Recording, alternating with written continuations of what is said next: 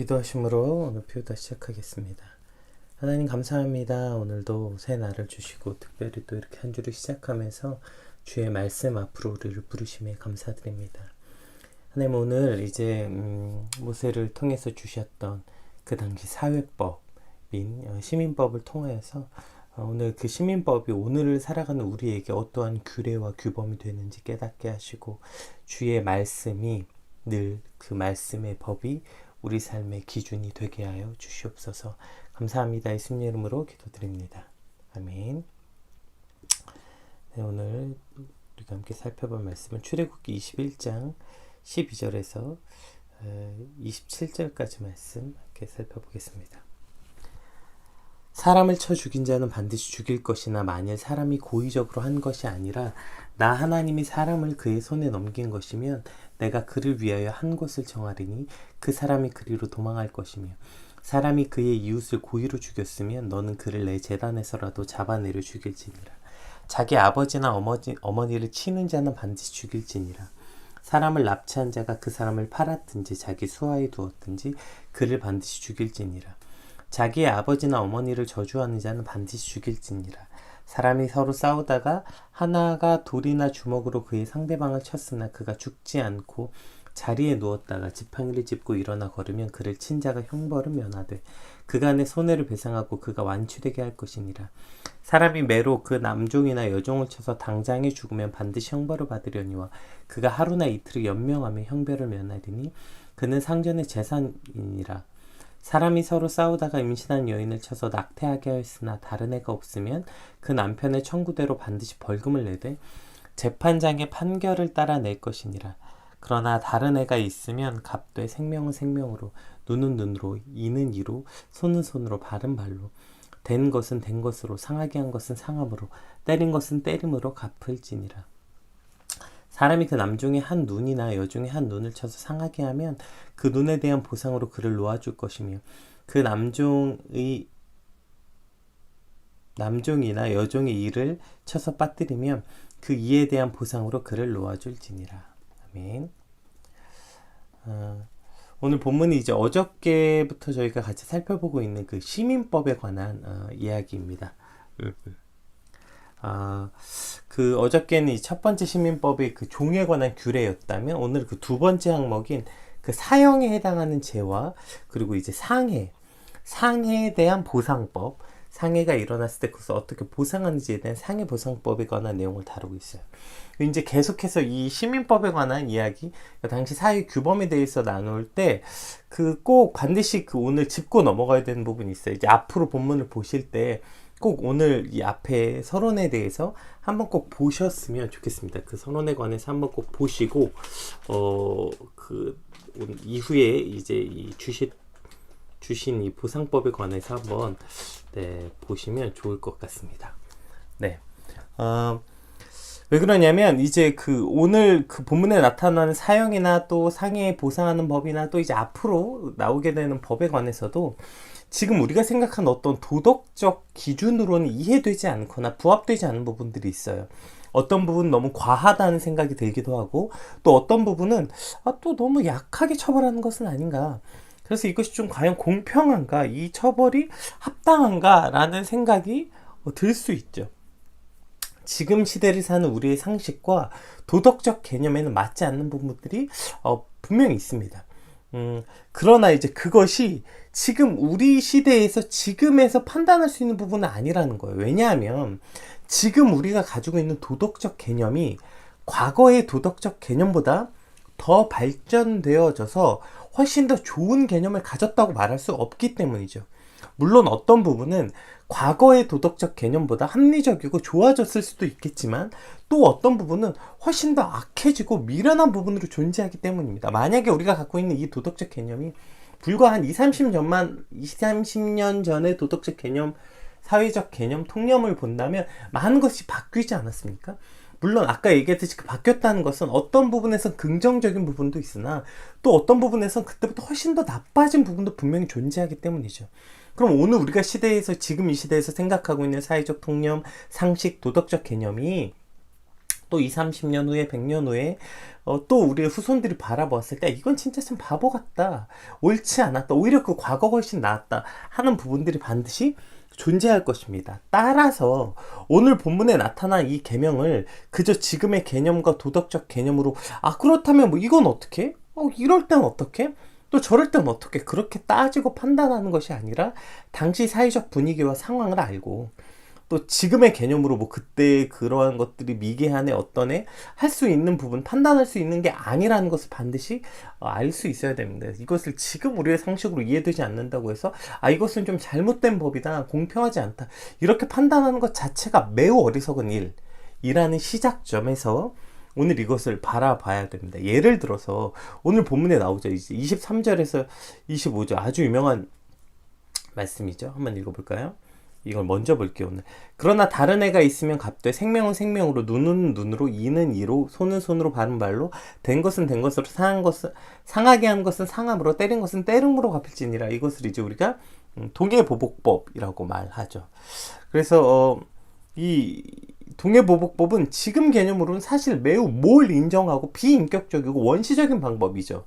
동해보복법. 지금의 법률을 파괴하는 행위 아닙니까?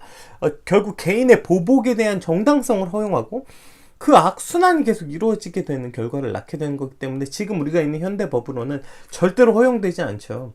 누가 우리에게 상해를 가했다 하더라도 내가 똑같이 갚아주는 것은 불법입니다. 그래서 그것을 불법으로 정해놓은 것입니다. 그래서 개인의 보복을 이루어지지 못하게 한 것이죠. 뭐 여러 말이 많지만 어쨌든 그러나 당시 고대 근동에 우리가 잘 아는 함무라비 법전이나 또 고대 근동의 다른 법전을 보면 이와 같은 법을 볼 수 있어요. 고대 근동에는 이러한 보복법을 인정했어요. 그래서 누군가 나한테 상해를 가하면 그것을 보복하는 것이 당시에는 매우 당연한 일이었습니다. 그러니까 보복을 인정했다고요. 그러니까 어떻게 될까요? 인간은 무조건 그 악하기 때문에 그 자기가 당한 만큼이란 객관적인 그 통계가 없는 거예요. 그러니까 자기가 당한 고통은 무조건 더 크게 느껴지기 때문에 무언가 우리가 당했으면 그것보다 더한 보복을 하게 돼 있죠. 무조건. 그래서 그것이 끊이지 않는 악순환을 가지고 있는 것입니다. 그러니까 내가 겪은 고통보다 더 큰 보복이 끊임없이 이루어지는 것에 대한 오히려 지금 오늘 주신 동해보복법은 이러한 지나친 복수를 막고 그 악순환을 막기 위한 목적으로 주셨다는 것입니다. 그러니까 만약에 이러한 것들이 당시 함무라비 법전이나 고대 근동의 이런 복수에 대한 개념, 보복 자체가 그 보복에 관해서 중점을 두는 법이었기 때문에 그것이 이제 반복적으로 이루어지지 않기 위한 오히려 그것을 막으려는 목적이 있었고요. 또 이 상해에 관한 법이 그 보복에 중점을 둔 거잖아요. 따라서 이 법을 제정하신 이유는 그 상응하는 정당한 보응을 하시겠다는 경고, 범죄에 대한 경각심을 갖기 위해서 주신 것이라는 거죠. 왜냐하면 당시에 사람을 뭐 죽이고 다치게 하고도 그에 상응하는 보복, 물질로 해결할 수 있는 또 방법들이 많이 있었어요.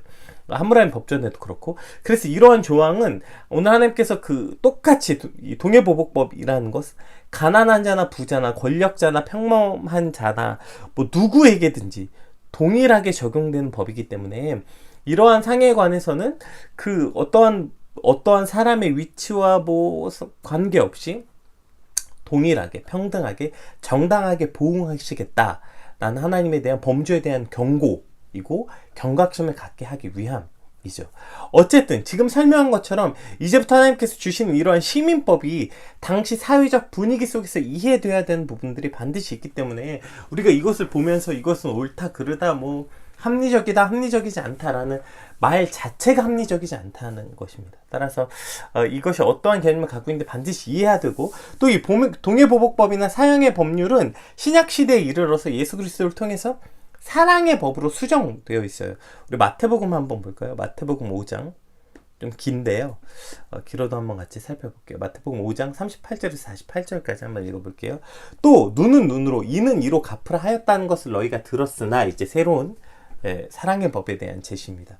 나는 너희에게 이르노니 악한 자를 대적하지 말라. 누구든지 내 오른편 뺨을 치거든 왼편도 돌려내며 또 너를 고발하여 속옷을 가지고자 하는 자에게 겉옷까지 가지게 하며 또 누구든지 너를 억지로 오리를 가게 하거든 그 사람과 심리를 동행하며 동행하고 내게 구하는 자에게 주며 내게 꾸고자 하는 자에게 거절하지 말라. 또 내 이웃을 사랑하고 내 원수를 미워하라 하였다는 것을 너희가 들었으나 나는 너희에게 이르노니 너희 원수를 사랑하며 너희를 박해하는 자를 위하여 기도하라. 이같이 한즉 하늘에 계신 너희 아버지의 아들이 되리니 이는 하나님이 그 해를 악인과 선인에게 비추시며 비를 의로운 자와 불의한 자에게 내려주심이라.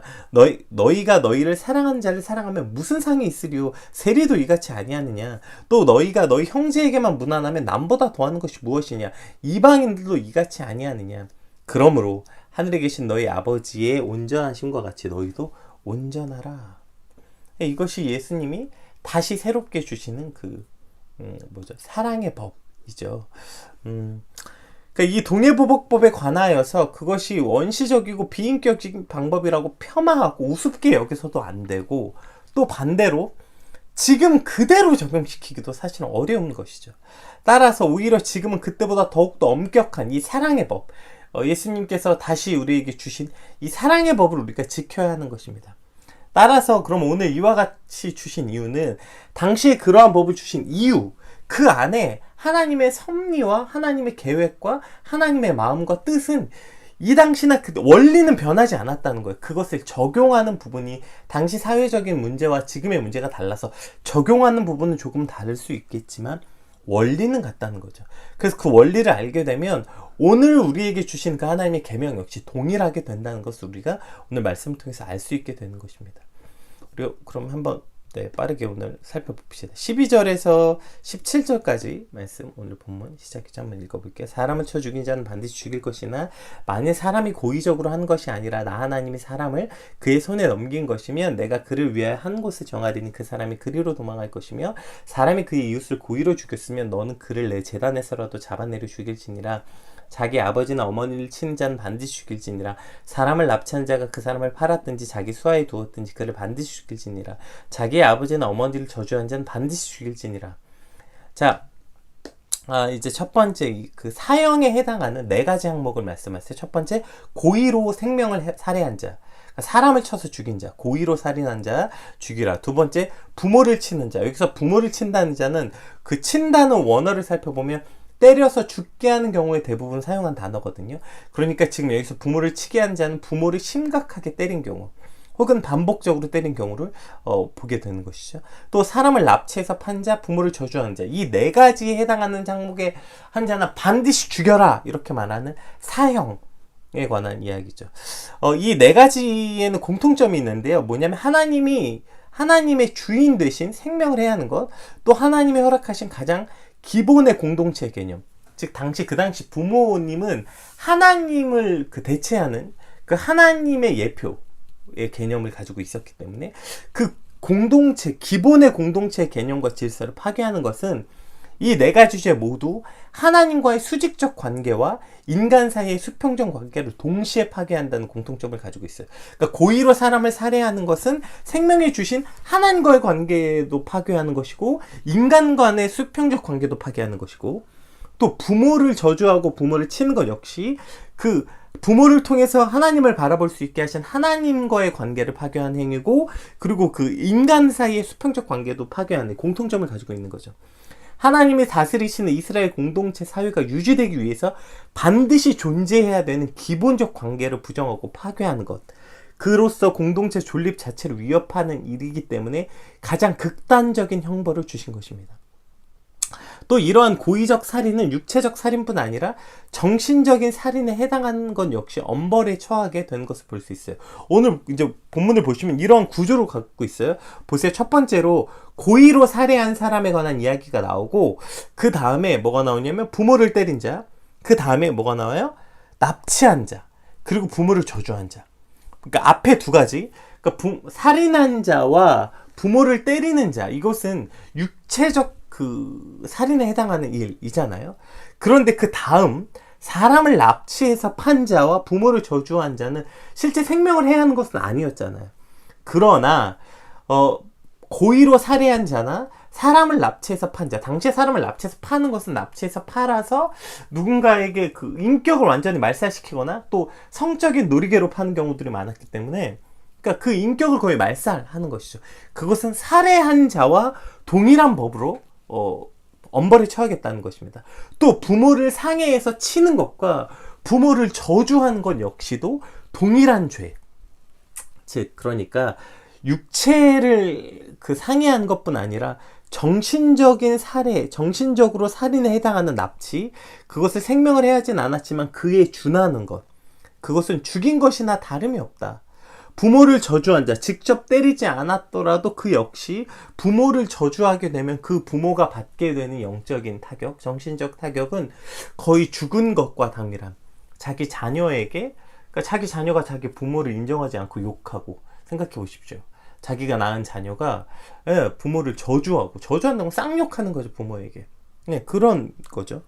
그것은 거의 부모를 육체적으로 죽이는 것보다 그냥 정신적으로 죽이는 것이기 때문에 육체적 상해뿐 아니라 정신적 가해에도 하나님께서는 이러한 살인에 해당하는 엄벌을 물으셨다는 것, 이것을 반드시 기억해야 되는 것입니다. 그러니까 당시에 가장 사회적 기본 개념이었던 살인에 해당, 육체적 살인, 그리고 정신적, 그 외에 상응하는 납치도 그 정신적 살인에 해당하는 것, 또 부모 역시 마찬가지죠. 이것이 가장 기본 그 사형에 대한 원리였다는 것입니다. 그리고 이제 그 밑에는 이제 상해에 대한 보상법, 그 상해가 일어났을 때 그 상해 보상은 어떻게 해야 되는지 상해 보상법에 대해서도 한번 같이 살펴보겠습니다. 우리 18절에서 22절까지 그 아래 건 저희가 22절을 유연한편 살펴봤으니까 여기만 한번 볼게요. 18절에서 사람이 서로 싸우다가 하나가 돌이나 주먹으로 그의 상대방을 쳤으나 그가 죽지 않고 자리에 누웠다가 지팡이를 짚고 일어나 걸으면 그를 친 자가 형벌을 면하되 그간의 손해를 배상하고 그가 완치되게 할 것이니라. 사람이 매로나 그 남종이나 여종을 쳐서 당장 죽으면 반드시 형벌을 받으려니와 그가 하루나 이틀을 연명하며 형벌을 면하리니 그는 상견의 재산임이라. 사람이 서로 싸우다가 임신한 여인을 쳐서 낙태하게 했으나 다른 애가 없으면 그 남편의 청구대로 반드시 벌금을 내되 재판장이 판결을 따라 낼 것이니라. 자, 여기까지죠. 그러니까 지금 이 두 번째 이 상해에 관한 이야기, 상해 보상에 관해서 뭐라고 얘기하냐면, 그거 이제 처음에 그 상해를 보상할 때 주먹이나 돌로 쳐서, 그러니까 고의성을 가지고 미리 살인을 계획해서 살인하지 않은 것이라면, 그것이 우발적으로 일어난 것이라면 그것에 관해서 그 어느 정도 유해를 두는 법입니다. 또 주인이 남종이나 여종을 쳐서 당장 죽으면, 죽을 의도를 가지고 쳤으면 그것은 이제 그 상해에 해당하지만, 그러나 그것이 아니라 죽이려고 친 것이 아니라 당시에 이제 그 종을 주인들이 이것도 사실 미개하다고 지금 우리의 도덕적 개념으로 말할 수 있겠지만, 당시에는 그렇지 않기 때문에 지금 판단할 수 없다고 제가 서두에 말씀드렸죠. 당시에는 부모가 자녀를 교육할 때 때리라고 성경에도 나와 있죠. 부모가 자녀를 때려서 교육하는 그 사회적 풍념이 존재했습니다. 따라서 종은 그 주인에게 속할 때 자녀와 같이, 그래서 주인이 종을 가르칠 때 때려서 가르치는 당시의 사회적 통념이 있었죠. 그럴 때 그렇게 그를 가르쳐서 그러려고 만약에 때린 것이라면, 죽지 않았다면 그것을 이해할 수 있지만, 만약에 그것을 때려서 죽이려고 악의를 가지고 때려서 죽였으면 이거 똑같죠. 동해보상법. 이렇게 그 형벌에 처하게 하라는 것입니다. 그러니까 오늘 본문에 하나님의 법엔 뭐가 있냐면, 결과만 가지고 이야기하는 것이 아니라 과정에 대한 책임을 물으시겠다는 거예요. 근데 물론 우리 지금 법도 그러한 법이 있죠. 의도를 가지고 살해했냐, 의도하지 않았냐에 따라서 그 중형이냐 이것이 있지만, 사실 이게 입증하기가 굉장히 어렵습니다. 그래서 대부분 사실 법률은 결과에 관한 재판을 사실 많이 하게 돼요.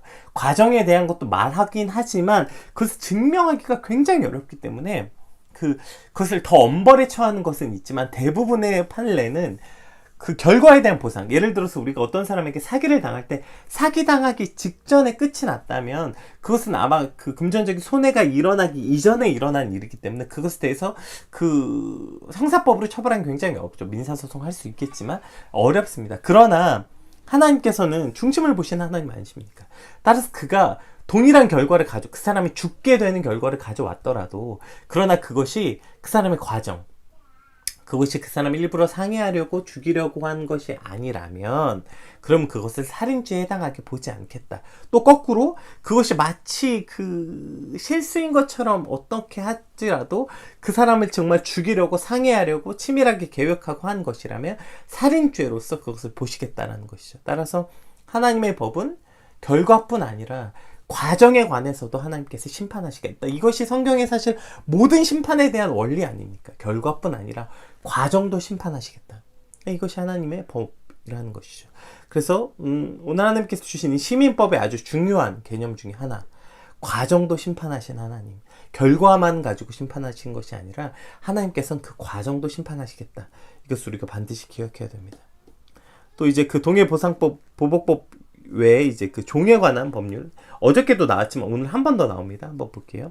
사람이 그 남종의 한 눈이나 여종의 한 눈을 쳐서 상하게 하면 그 눈에 대한 보상으로 그를 놓아주어야 될 것이며, 그 남종이나 여종의 이를 쳐서 빠뜨리면 그에 대한 보상으로 그를 놓아줄지니라. 보세요. 지금 종에 관한 법률이 이런 겁니다. 당시에 종은 주인의 재산이었습니다. 그래서 그 종을 사실 자기 마음대로 할 수 있다고 착각했죠. 자, 그런데 만약에 이 동해보복법이 그대로 있다 칩시다. 만약에 주인이 종을 팔은 팔로 발은 발로 쳤어요. 그 주인에게 그 종이 똑같이 팔은 팔로 갚았어요. 그게 말이 될까요? 그렇게 되면 이 종의 남은 삶은 어떻게 될까요?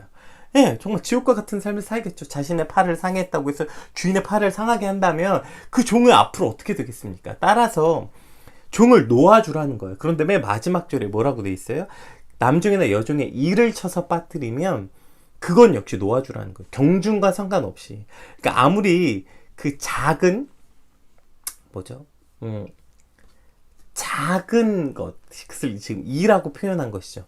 아무리 작은 피해를 입게 했더라도 치아는 신체 부분 중에서 당시 가장 사소하게 취급될 수 있는 부분을 대표하는 것이었죠. 그러니까 이를 빠뜨리는 정도의 가벼운 폭행일지라도 하나님께서는 그 종들에 관해서 그러한 폭행을 엄격하게 금하신 것이죠. 비록 종이라 할지라도 그 자유인과 완전히 동일한 인격체로 여겨야 돼서 그 작은 부분 하나라도 만약에 사소하게 그 부분이라도 너희가 상하게 하면 놓아줘야 된다는 것입니다. 그 종을 놓아주라. 그러니까 그 종에 관해서 하나님께서, 사실 이것은 어저께도 훨씬 더 자세하게 나타난 것 아닙니까? 시민법을 말씀하실 때 가장 첫 번째 그 사회적 규범에 관해서 말씀하기도 훨씬 더 이전에 첫 번째 시민법이 뭐예요? 종에 관한 규례예요.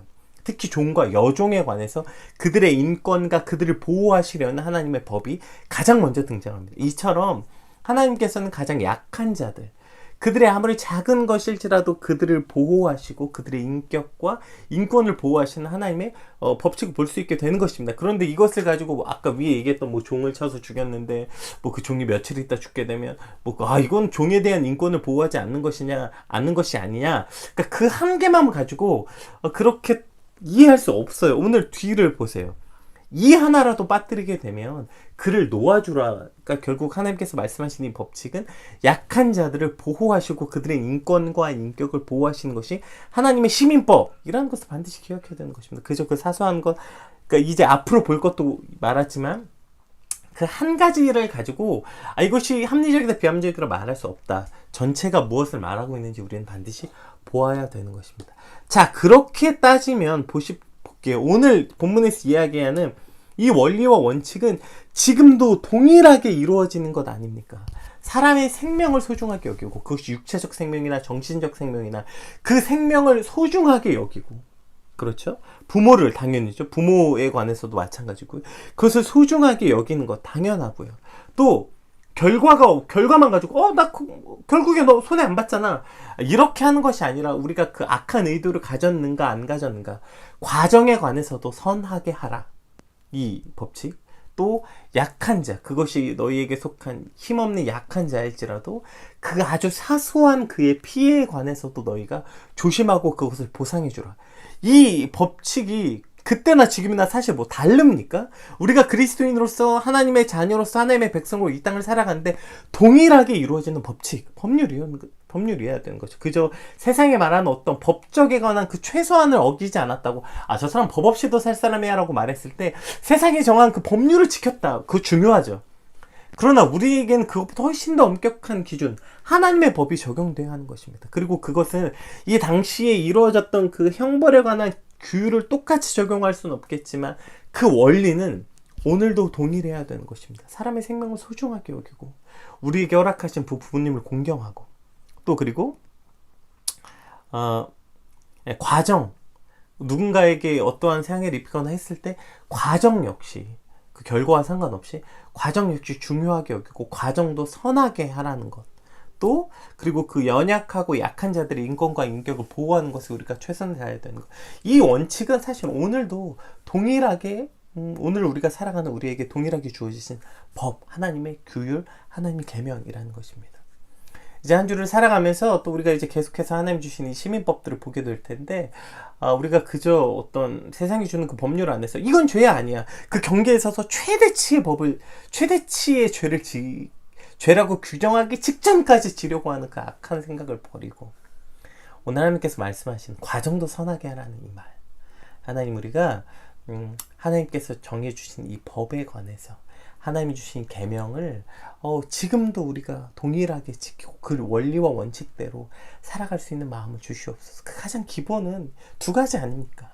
하나님을 사랑하고 사람을 사랑하는 것.